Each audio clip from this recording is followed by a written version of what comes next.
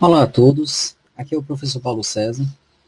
Vamos dar continuidade ao nosso projeto aí de comentário de provas da Unifor, da UES, e a gente vai dar continuidade exatamente com a prova de 2017.1, nível Medicina, né? Não esqueçam que todo sábado, às 9 horas, a gente vai estar publicando aí essas aulas. Então, no caso, essa disciplina aqui é Física 1. Esse slide vai ser o mesmo para as turmas do segundo e terceiro ano. O pessoal do terceiro ano já está aí no clima aí de vestibular. O pessoal do segundo ano já ir para ir sentindo como é que vai o clima do terceiro ano. Beleza? Então, no caso, sem mais delongas, vamos começar aqui a resolução da nossa primeira questão. Lembrando que essa prova aqui é um nível de medicina. Então, é um nível mais elevado da prova, mas não quer dizer que não seja possível do aluno resolver a mesma. Beleza? Então, bora lá. Ó. Um garoto caminha distraído, mexendo em seu smartphone. Ao ser assustado por um colega, o garoto deixa o aparelho cair de suas mãos. Supondo que o smartphone caia com velocidade inicial nula, de uma altura de 1,25 metros, com que velocidade ele colide com o solo? Considere o módulo da aceleração da gravidade igual a 10 metros por segundo ao quadrado. Então a gente pode perceber, pessoal, inicialmente o seguinte: quais são os dados desse problema? É que a velocidade inicial é o que é considerada nula. Professor, se a velocidade inicial é considerada nula e o corpo parte de uma certa altura, então eu estou realizando um movimento de queda livre. Mas, acima de tudo, é um exemplo de movimento uniformemente variado. Ele diz ainda que a altura equivale a quanto? A 1,25 metros. Então vamos destacar isso. A altura que eu caio é de 1,25 metros. E a aceleração da gravidade está aqui colocada 10 metros por segundo ao quadrado. Só que o problema pede exatamente aí o seguinte, ó. Ele quer saber qual é a velocidade com que ele colide com o solo. Professor, essa velocidade com que o corpo colide com o solo é o que a gente pode chamar de velocidade final. Não é isso, professor? Exatamente, ó. Então, eu já sei que a minha velocidade inicial é nula, então, ó, o meu V0 aqui, ó, é zero. Dessa forma, como o movimento pode ser considerado um MUV, no MUV nós temos três equações. Então, V final é igual a V inicial mais A vezes T, delta S é igual a V0T mais AT2 sobre 2, e a famosa equação, que é a equação de Torricelli, VF ao quadrado, V0 ao quadrado, mais 2A delta S. O problema trata de velocidade e de espaço. Em nenhum momento o problema fala de tempo. Logo, eu não posso usar essas duas primeiras. Eu só posso usar essa equação aqui, ó. E eu vou adequar ela. Vou chamar de V final ao quadrado, V inicial ao quadrado, mais ou menos duas vezes a aceleração, que é a da gravidade, vezes quem? Vezes a distância que eu vou percorrer, que é o meu ΔH. Eu vou considerar exatamente o seguinte, ó, o solo como a minha superfície de referência. Vou considerar quem, ó, o meu sentido como sendo para cima. Dessa forma, a minha aceleração vai ser considerada o quê? Negativa. Então, vamos lá. A minha velocidade final é aquilo que eu quero descobrir. Então, fica VF ao quadrado. Igual a minha velocidade inicial, mas é só que a minha velocidade inicial é zero. Menos duas vezes a minha aceleração, que é a da gravidade. 10 metros por segundo ao quadrado. Por que aqui é menos, hein, professor? Porque quando a trajetória é orientada para cima, gravidade negativa. Vezes o meu deslocamento. Lembrando que eu saio dessa parte aqui, ó. Opa, perdão. Lembrando que eu saio dessa parte aqui superior e vou para onde, ó? Eu saio da parte superior e vou para a parte inferior. Então, quando eu chego bem aqui, ó, eu atinjo o solo com uma certa velocidade. Só que em relação à minha trajetória, eu estou me movimentando de que forma? De forma retrógrada. Então, o teu deslocamento vai ser negativo. E o meu deslocamento é de quanto? É de 1,25 metros. Só que no caso, menos 1,25, já que eu estou indo no sentido oposto ao da trajetória. Poxa, ó, beleza, professor. E aí, fica quanto? Fica menos, com menos dá mais. 10 vezes 1,25 dá 12,5. Vezes 2 vai dar 25. Só que metro vezes metro, metro ao quadrado, segundo ao quadrado. Como eu quero apenas a velocidade final, eu vou extrair a raiz quadrada disso daqui, ó, 25 metro ao quadrado, segundo ao quadrado. Dessa forma, eu vou encontrar 5 metros por segundo. Ok? Então, dessa forma, nós vamos ter a velocidade final sendo de 5 metros por segundo. A opção correta é, no caso, o item A. Beleza? Lembrando, pessoal, que qualquer dúvida que vocês tenham, basta mandar um e-mail para a gente poder sanar as dúvidas o mais rápido possível. Beleza? Então, vamos aí para a próxima questão, né? Ó. Pessoal, próxima questão, texto aí bem extenso, ok? Só que no caso, boa parte desse texto é mais informativo.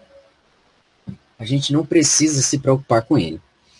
Então, a pressão atmosférica, aliás, a pressão hidrostática, é a força por unidade de área exercida por um fluido com ar ou água. A unidade de pressão usada no EC é o Newton por metro quadrado, que equivale a 1 Pascal. Cada metro quadrado da superfície terrestre, ao nível do mar, experimenta uma força correspondente ao peso do ar. A pressão produzida por essa força é denominada de uma atmosfera. Seu valor no SI é da ordem de 10 a quinta Pascal. Os mergulhadores de tanque de oxigênio aprendem que para cada 10 metros que eles descem, a pressão sobre eles aumenta o equivalente a uma atmosfera. Dessa forma, o mergulhador a 30 metros estará submetido a uma pressão de 4,12 kg sobre cada centímetro quadrado de seu corpo.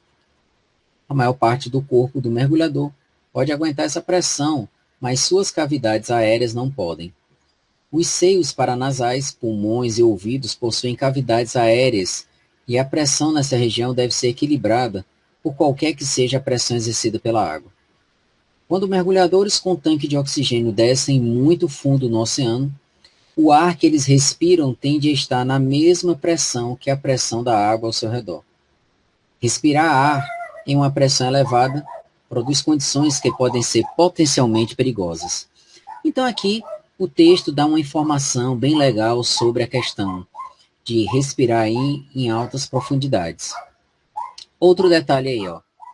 Pessoal, o ar é composto por quase 79% de nitrogênio e com pressões elevadas experimentadas em quantidade considerável, dissolve-se na corrente sanguínea, causando vertigem de profundidade ou embriaguez de nitrogênio. Muitos imaginam que se podem manter flutuando na superfície da água a extremidade de um tubo snorkel flexível, que é a figura 1 que a gente viu agora há pouco.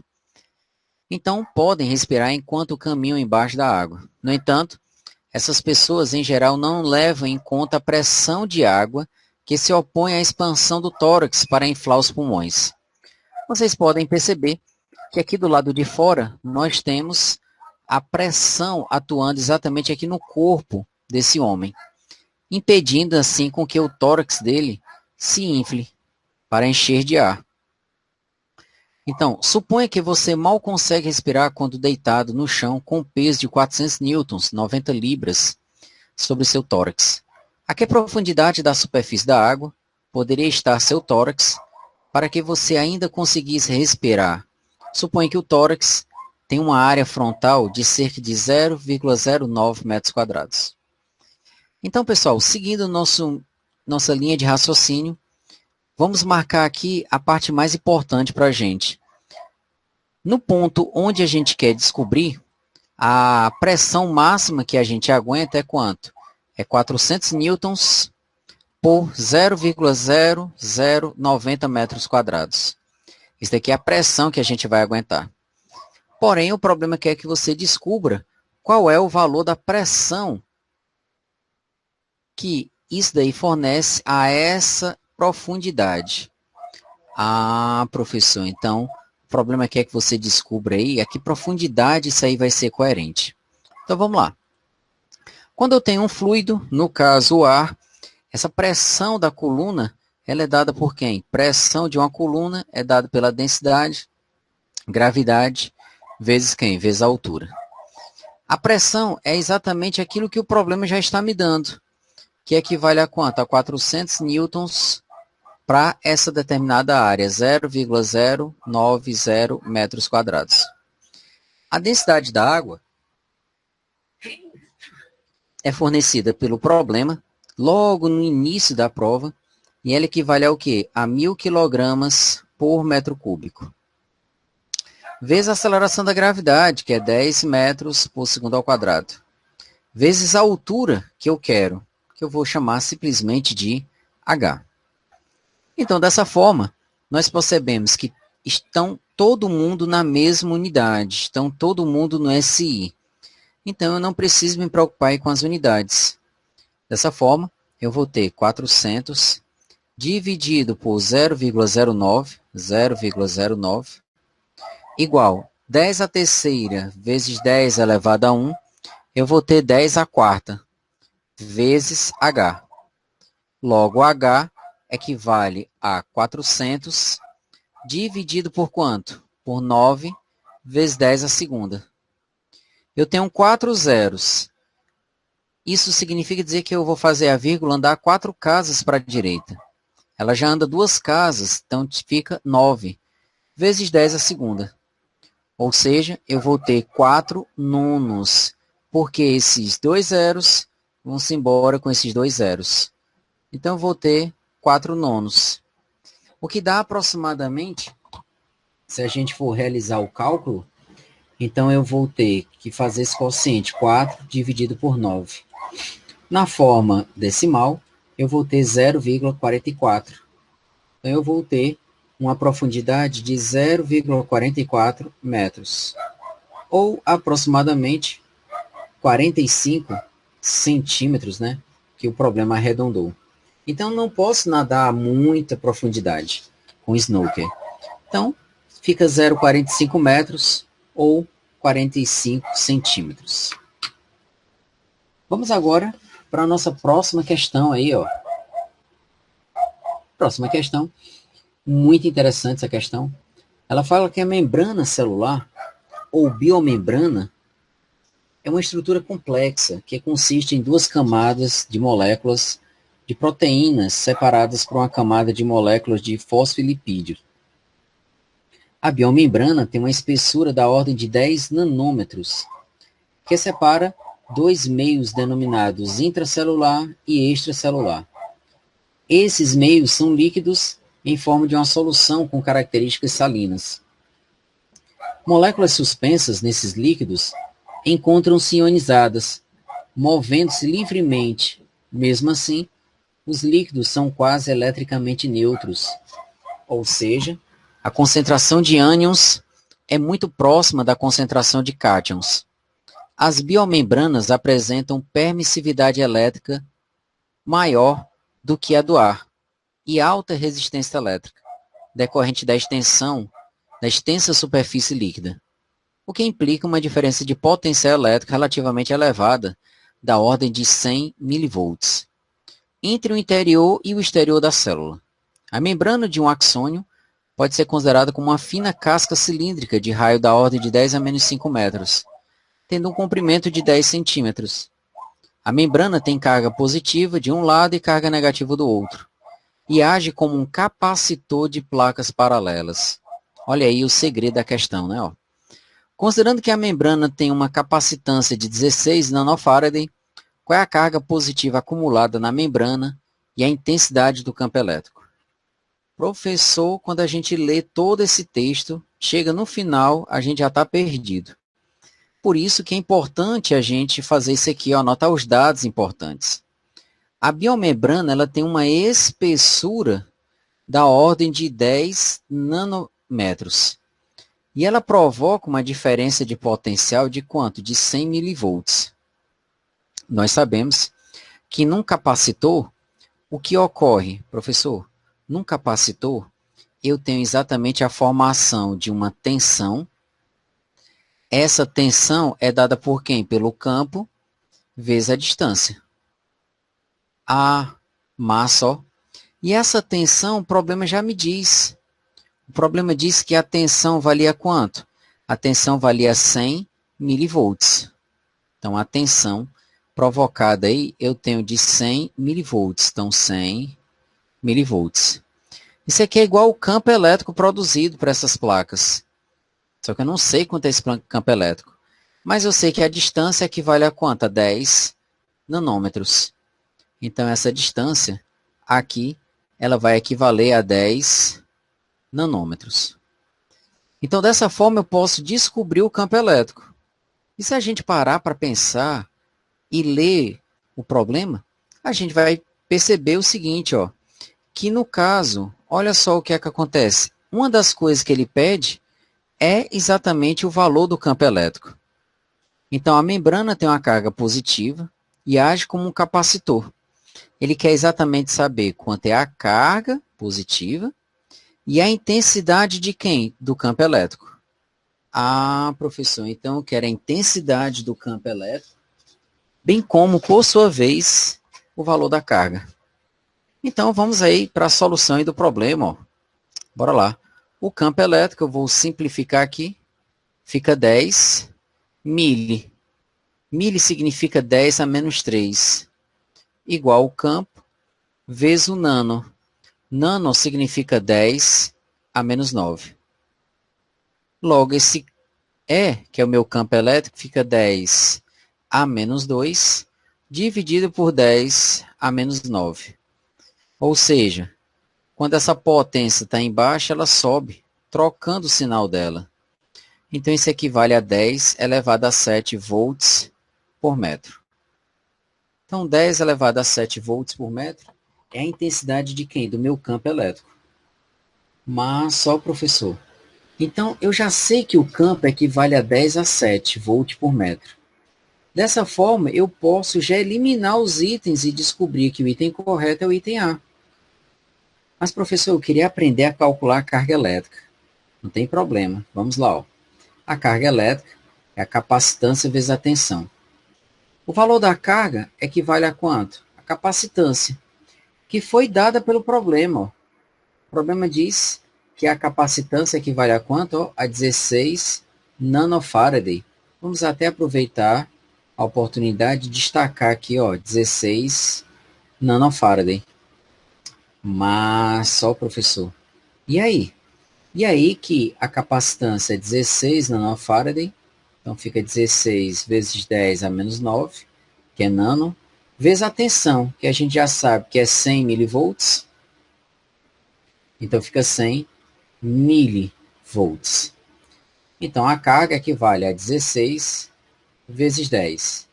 Menos 9 com menos 3 dá menos 12. Com mais 2 dá menos 10. Ou seja, eu vou ter 1,6 vezes 10 a menos 9, coulomb. Só que 10 a menos 9 é um prefixo conhecido, que é o nano. Então, dessa forma, eu vou ter uma carga de 1,6 nanocoulomb. Beleza? Então, eu vou ter uma carga total de 1,6 nanocoulomb. Novamente, afirmando aquilo que a gente já havia previsto. Ou seja, o item correto é o item A. Pessoal, próxima questãozinha aí, ó. Próxima questão. Ela vai falando exatamente o seguinte, ó, que uma barra de chocolate de 100 gramas é capaz de fornecer ao nosso organismo cerca de 500 calorias alimentares. Se utilizássemos essa energia para fundir gelo a 0 graus Celsius, qual a massa de água seria obtida nesse processo?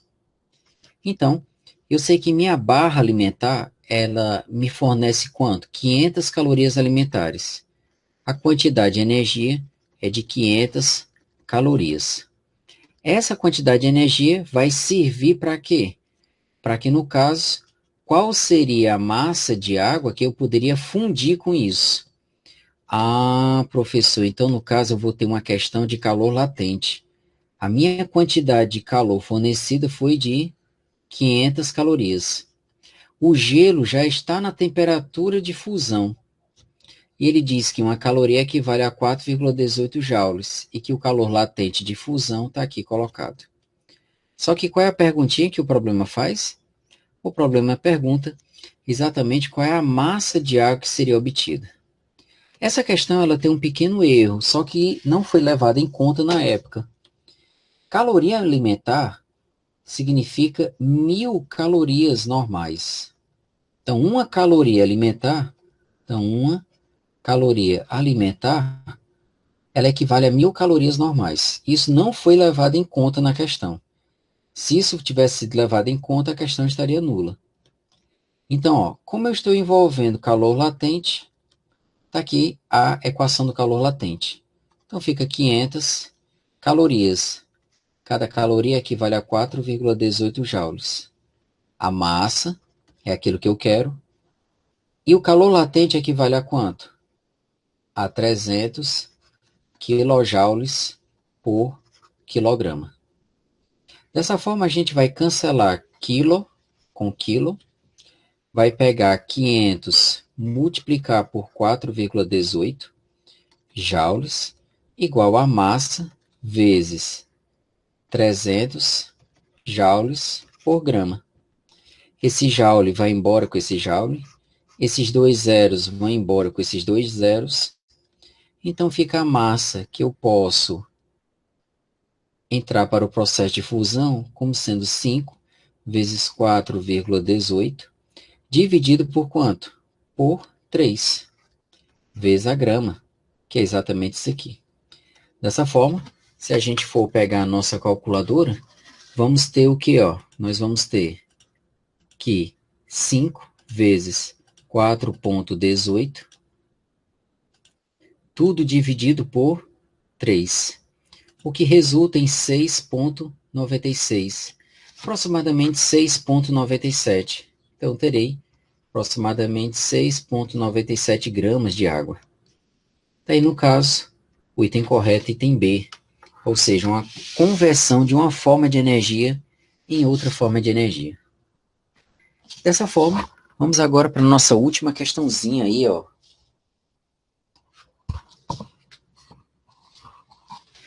Pessoal, nossa última questão, uma questãozinha de um assunto que não é muito cobrado, que é a equação de Fourier.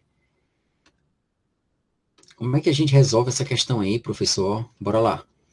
Um ambiente termicamente confortável é aquele em que a temperatura está em torno de 20 graus Celsius.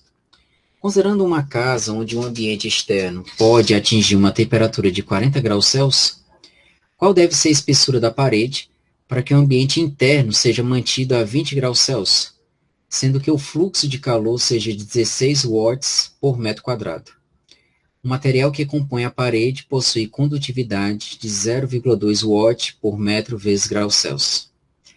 Então, no caso, quais são os dados importantes?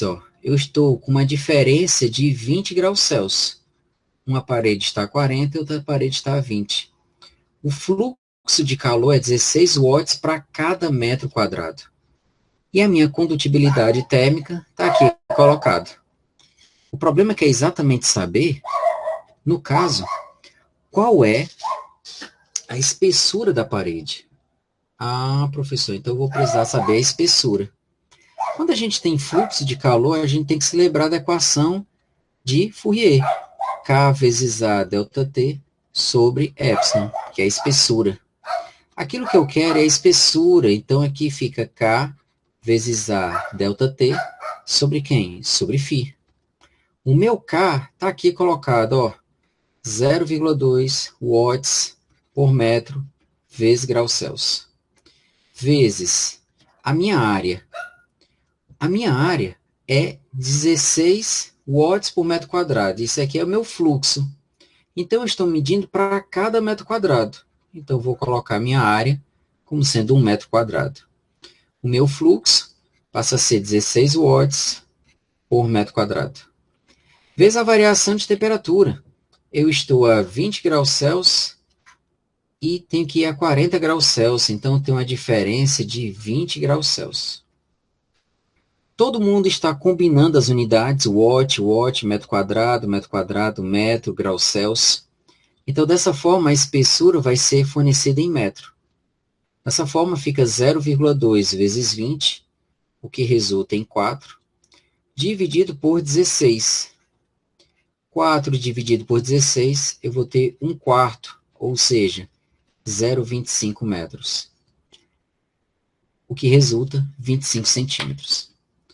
Uma prova acessível, a prova da Unifor, apesar de ser da prova nível de medicina, que é um nível mais elevado, mas uma prova que está dentro daquilo que a gente vê em sala de aula. Pessoal, não deixem de acompanhar as próximas videoaulas, que serão sempre postadas aos sábados, às 9 horas. Então, nós teremos o professor Emanuel fazendo as suas postagens, professor Vladimir, professor George e eu, professor Paulo César, também contribuindo. Então, aguardem as próximas postagens para que a gente possa obter aí sucesso na nossa aprovação. Beleza, pessoal? Tudo de bom para vocês e para a família de vocês. Valeu? Então, tchau, tchau e até a próxima, pessoal. Valeu.